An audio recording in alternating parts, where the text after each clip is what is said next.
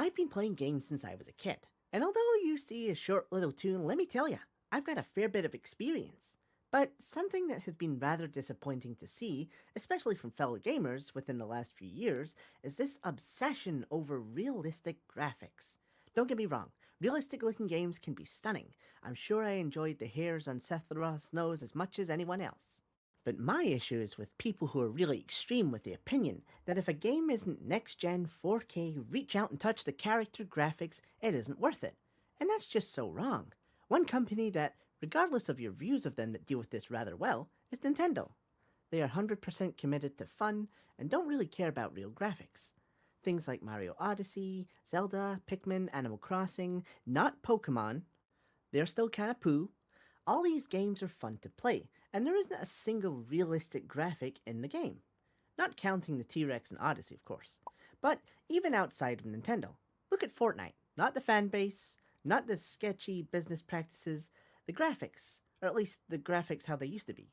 It's a beautiful looking game, but because it's slightly cartoony, you get these big meatheads online like, I ain't playing no baby game, and then they load up Warzone only to be shot in the first 20 seconds.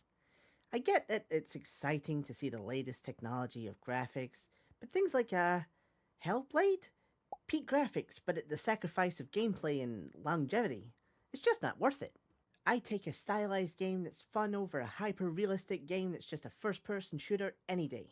And here's another thing. We think realism is great, but the thing about realism is it always looks the same. Water will always look like water. The dirt will always be the exact same. If every game just becomes realistic, then every game will just look the same. You'll be playing Uncharted Warzone 5 Horizon Forza Begins in no time. And the thing is, this isn't even a gaming company issue. It's a player base issue. All these insane critiques that games can't even keep up with. Look at God of War Ragnarok. A small group of people went nuts Kratos didn't have a brand new way to enter a rowboat. A rowboat. How many ways can you get into a rowboat?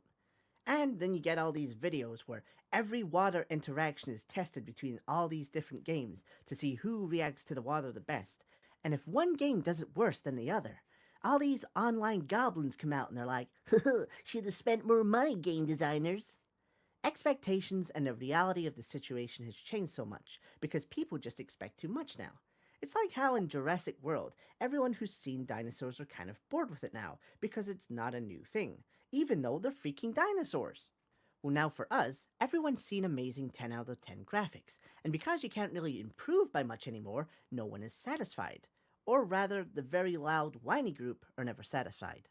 I do think it's a big issue in today's gaming market, not to mention how long these, quadruple A game dev studios take to make a game, and people have absolutely no patience for them. And then, when they come out, they complain. It's so much. And, quick question, is the whole AAA thing, is that, like, how much someone has spent to make the game? I never understood the whole AAA thing. But, what do you think? Would you take a stylized game over realistic, or is realism the way forward? Let me know in the comments, and as always, thank you so much for watching.